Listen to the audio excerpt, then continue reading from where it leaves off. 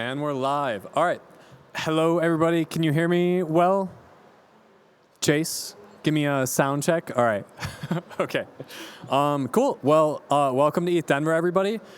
I imagine this is probably one of the first talks. It's pretty early in the week, so hopefully energy is higher and people aren't too fatigued at this point in time. But yeah, so for this presentation, we're going to be talking about where the industry is heading at large. I've been building in crypto for 8 years at this point, and honestly, I've never seen more opportunity than I do right now. And so a bit of background on myself. I'm Austin. I'm a co-founder of Omni Network. Originally, I actually had another company that I started in 2017. I was still studying computer science at Harvard at this point. Built this company. It was actually an interoperability network focused on payments. We hit 10 billion payments after a couple years. I sold it to Ripple, and then I quit Ripple to start Omni. So that's a bit on my background. Curious to get like a pulse check for the crowd. Who joined crypto this year? We can just do hands. Nobody? Okay. Oh, we got one. All right. How about in the past 3 years? Okay. All right. Past 5 years? All right. We have anybody who's been here for like 10? Okay. Cool. Respect. Cool. Well, thank you and respect for being here for 10 years. But for those of you who are newer, actually, I think things are just getting started. I think we're at the tip of the iceberg in regards to the utilization of stablecoins and tokenized assets at large. And I think this really is going to be the key unlock for the industry moving forward. So let's dig in. So basically we're going to go over the current landscape, kind of what's going to happen next, and what are the key things that need to change in order for us to actually embrace this next new stage. Cool. So nice big stat there, which honestly is pretty crazy. Think about just in 4 years, stablecoin utilization has grown that much. And so probably the biggest criticism that we get as an industry at this point in time is that it's a casino and it's not providing any real utility. I think those of us who are here understand that this goes far beyond a casino, but also, if you talk with your normie friends, it's pretty easy to understand why they think this is all just some speculative thing. Like, we do have a lot to prove in the industry. So this is an example of data that is beginning to grow, where it shows like, okay, this is not a casino. People are using stablecoins to a pretty high degree across the industry right now. And I'm particularly excited about stablecoins because it's one of the most clear use cases for driving impact in the real world today. So I imagine, can we get a show of hands? How many of us are from outside of the US? Okay, all right. So we have some international people here, but yeah, most of us are American. And I think for us Americans, when I talk to my friends who are not in the crypto industry, they really struggle to understand why crypto is needed. And it's because we have a system that works, pretty well here. It gets the job done. We don't have a currency that depreciates pretty rapidly. Things are pretty good here in the US. But in many countries across the world, obviously that's not the case. Already in Argentina and many other countries, people are using stablecoins to flee the local currency. And while this might kind of sound like an abstract thing, like, all right, they're leaving their fiat currency into these stablecoins, it's something that like you can think about in the sense of, okay, well, when you're older, are your parents going to be comfortable and independent, or are they going to have to move in with you and depend on you for their livelihood just because some government couldn't manage its finances? So even though stablecoins are more of a simple utilization of crypto technology, that really can make the difference between, your parents depending on you. So that's why I care about them a lot. And I think we are just kind of like just dipping our toes in this. Cool. So more nice numbers. We've actually made a lot of progress in stablecoins at large. But really, a lot of this presentation is actually going to be requesting you to zoom out and realize that basically this is all just happening in the shadows today. We haven't had clear stablecoin regulation ever, and that's withheld the largest institutions across the world from actually adopting this technology. And most of the end users, they're not going to care about the tech powering it behind the scenes. Obviously, if you're here at ETHDenver, you probably care about the tech, but most people across the world don't. They just want money to work for them. And in a lot of places across the world, money works against them. And so stablecoins are a great way where we can actually just scale sovereignty of money to people across the world. And so I'm impressed with how much progress we've been able to drive so far without even having clear regulation around this is a stablecoin that is fully collateralized, this is not. Cool. So this presentation, the title is actually kind of funny to me because it's called the $1 trillion opportunity, but that's only a 5x. And like I said, we literally don't even have like clarity on regulation for these things yet. So I think the $1 trillion opportunity is actually very much underestimating where we're going with these things. I think a lot of us, especially if, I've only ever worked in crypto personally, and I think a lot of us have spent a lot of our careers in crypto. And while it's really exciting to see the progress that we've driven so far, I do think that it causes us to not understand how much progress we still have yet to drive.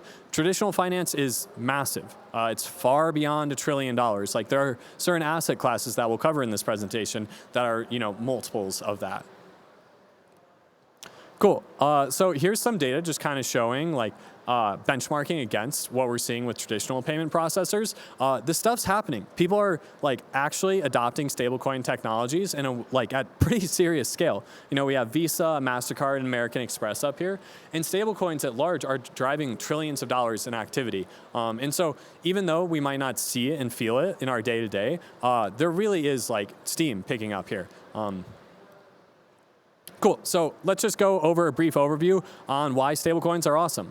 So they're better because they're always available. They're borderless and they're programmable. Honestly, a lot of crypto, the way that I think about it, you can really lean into the fact that there's the opportunity for self-sovereign money and decentralized networks. But just if you think about the programmability side of it, a lot of our traditional financial system is based on paperwork. Literally, it's people emailing each other for approval on different things.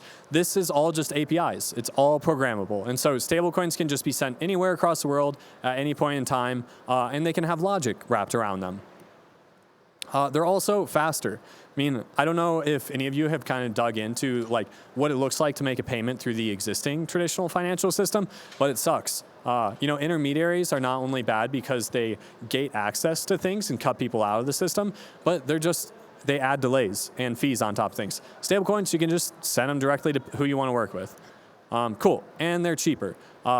This is a pretty crazy stat when you think about it, the amount of volume that is going through networks that charge multiple percentage points of the value going through it. It's kind of like a snake, giving a stranglehold on the economy today. If it's like a tax. Stripe, I respect Stripe, but it's a massive tax on all economic activity that is happening. And with stablecoins, we can just entirely circumvent that. Cool. And one of the coolest things that has happened in the past few years is a majority of these transactions are costing less than a cent, and they get confirmed in a few seconds at this point. I don't think people outside the industry really understand how much progress we drove. While the news was focused on FTX and SBF just running this mega scam, and everybody thinking that crypto is just all speculative and nonsense. People were building, and we have made serious progress, primarily through roll-up centric type architectures. But yeah, transactions are nearly free and instantaneous at this point in time. Okay, cool. So I imagine a lot of you didn't need to be shilled on why stablecoins are cool. So let's walk through about what's going to actually come next here. How many people were familiar? Let's just do hands again. How many people have bought a treasury bill on chain? All right, we got one person. Okay, cool. So treasury bills are really exciting to me because I think about tokenization as a spectrum. It's this meme that's going on right now, RWAs. But if you think about it, there's this spectrum, and on this far end we have complex exotic derivatives, and tokenizing those are going to be pretty hard because they're complex financial assets. But on this end, we have stablecoins. That's really what they are. They're just tokenized fiat currencies. And so what is one step deeper? It's treasury bills. And so for those of you who aren't deeply familiar with treasury bills, you can effectively think about them as just stablecoins that give you yield. That's really largely what they are. And this is really exciting because treasury bills alone can really overhaul how DeFi works today. And so in traditional finance, for example, anytime that you post collateral, you use treasury bills. But on chain today, when you're posting collateral, you use USDC. So that just means your collateral is sitting there. It's not generating any yield. And that's just not how it's done in traditional finance. And so even just treasury bills taking one step deeper into this tokenization spectrum presents a huge opportunity to replace the base collateral of these DeFi systems with stablecoins directly to treasury bills. And so this single type of asset has huge potential. But one thing that's kind of trippy to think about is, like I was saying, it's all APIs. And if it's all programmatic, why would you ever hold a dollar? Like why would you do that? Why would, if you could just hold a treasury bill coin, why would you ever hold USDC in your wallet? And so one thing that I think is going to happen in this next stage is the concept of money will be a little twisted in people's minds, because we'll be able to have smart contract wallets where anytime you receive money, it can just automatically be converted into a treasury bill, which might sound a little weird, but zoom out and think about your checking account and your savings account. It's actually probably more weird the fact that this isn't happening by default today. And so why don't we just generate yield in our checking accounts? It's just because the system's bureaucratic, slow, and inefficient. There's really no fundamental reason why the deposits in our bank account wouldn't automatically be deposited into treasury bills that are generating us yield. It's all just kind of leftover bureaucracy at this point. So I think that's going to happen. I think we're going to have smart contract wallets where anytime you receive USDC, it just automatically gets converted into treasury bill coins. So you're just generating 4% APY by default all the time. Okay, if treasury bills are one step in on the spectrum, what comes next? So let's take this one step further. You actually could take this smart contract wallet instead of I don't just want to get treasury bill yield. I want to accumulate NVIDIA. I'm really bullish on NVIDIA. And so anytime I receive money, I just want that programmatically swapped into NVIDIA. This is kind of the next step deeper into the tokenization spectrum. It's corporate bonds and equities. And we're already seeing some of the world's leaders, like Larry Fink, who manages $11 trillion of assets. He's on CNBC saying, I want the SEC to legalize the tokenizations of stocks and bonds today. And for him, it's because he runs this massive machine that is just run in a very inefficient way, where he knows if it was programmatic, they would make way more money. Their margins would be way wider. And so after treasury bills, we're going to see this next stage where bonds and stocks are moved on chain. And this is going to very importantly, be able to serve normal people. Most people don't want altcoins. That's honestly probably for the best. Most people just want to accrue wealth and just live their life, work, and then just be able to accrue wealth for their family and for themselves. So this is going to make DeFi as a system actually functional for them. Cool. And so another big number, but I stand by this. And so the $1 trillion opportunity, again, is massively underestimating it. I said I was going to cover a couple different asset classes. So treasury bills alone is a $28 trillion asset class. That's literally just treasury bills. Okay, global bond market is worth $130 trillion. So these are just two types of assets, and we're already talking hundreds of trillions of dollars. And so I think, going back to what I said, I think a lot of us are really proud of the progress that we've driven in crypto so far, because it has been a journey. We have gone through a lot to get where we're at right now. But I do think with this new administration in the US and more clarity around legally, how can we move things on chain? This, for the first time that I've worked in this industry, I actually see a clear path to onboarding the existing traditional financial system to our on-chain systems that are cheaper, more efficient, more transparent, and more equitable for people across the world. Cool. So let's talk about how we actually get there. Really exciting to think about wow, what would happen if the DeFi that we have today went from $100 billion to $100 trillion? That is possible. But what would it take to get there? So there's really three key things that need to happen for us to onboard the global financial system on chain. One is we got to get people out of the weeds. Right now, everybody's talking about fragmentation. It's ETHDenver. Ethereum is facing this the most right now. Fragmentation is a huge problem right now, but it's actually a good thing. Fragmentation is how we scaled the internet. When you go to google.com, you don't think about the fact that there are hundreds of thousands of computers running that single website. You just go to the website and it works. Ethereum is going to look the same way. It's going to be this massively horizontally scaled system where we're going to get insane throughput from that scaling horizontally, but it's going to be abstracted away from the end user experience. Yep. Yeah, so you have to think about bridging and stuff today. Anytime you work across rollups, it doesn't feel like one ecosystem. It feels like you're in Arbitrum world. Okay, now you're in Optimism world. Okay, this new rollup just launched. What's the best bridge? Let me Google how to bridge to Abstract. Okay, maybe I clicked the wrong link and I just got my wallet drained. It's crazy. We can't expect normal people to do that, and they simply won't. They'll literally lose their money and just get lost. Cool. Okay, so asset complexity as well. We're in this weird dystopia where there's like 7 different types of ETH in the wallet that I have.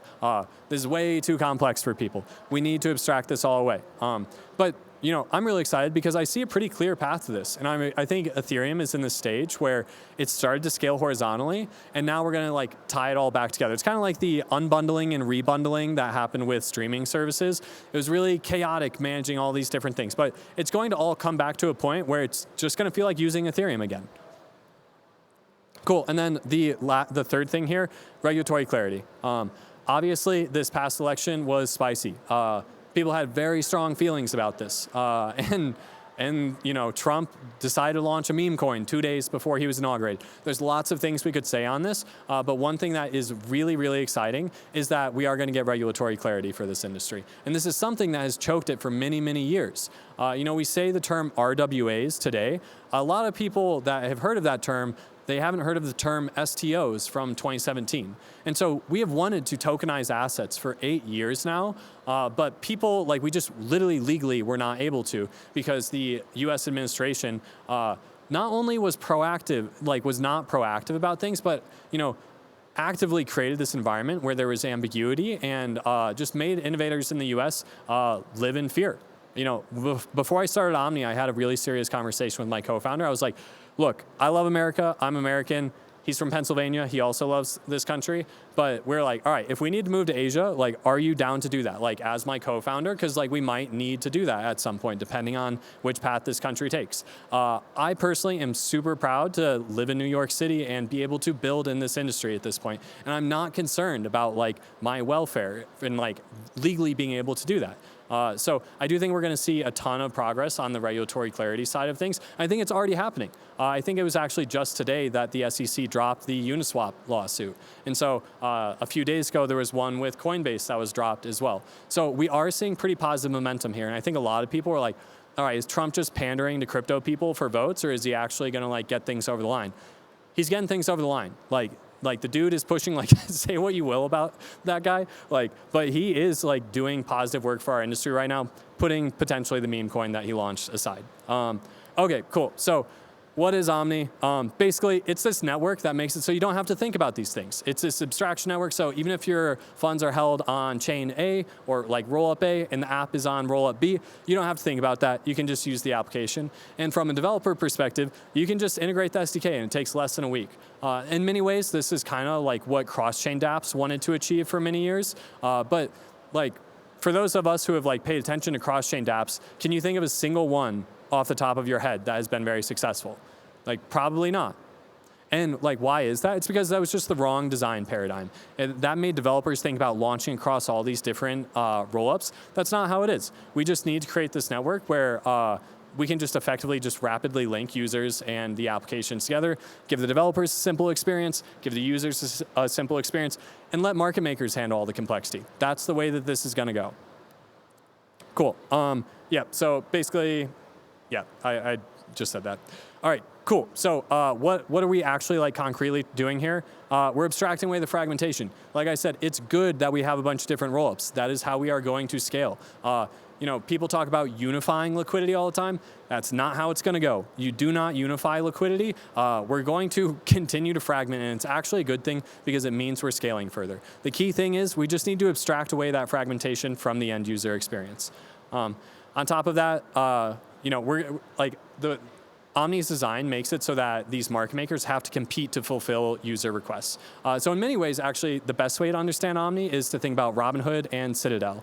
So Robinhood presents this really nice experience where I can just have an app and I can just click a button and buy $100 of Apple stock. I don't need to think about the New York Stock Exchange. I don't need to think about what type of order was placed. I can just click a button and get the Apple stock.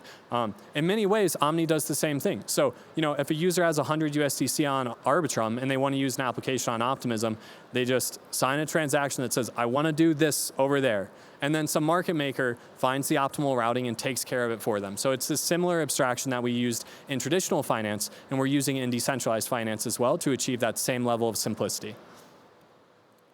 Cool. And the other really cool thing about this is we make market makers handle all the risk. So this is actually the developers and the users aren't taking on the risk here. There's always some amount of risk when you're working with systems like this. And the question really is, where do we put that risk? In Omni's design, we put the risk on market makers. We make them do all the complex thinking here, and we make it really simple for users and developers. So at large, time is up, right on time. Great. So let's empower everybody by moving the financial system on chain. Thank you very much for coming to my presentation on the $1 trillion opportunity. That's my Twitter if you want to follow me. Yeah, and thank you all. I hope you all have a great week. I hope you stay healthy, drink some vitamin C, get enough sleep, and have a good time. Thank you.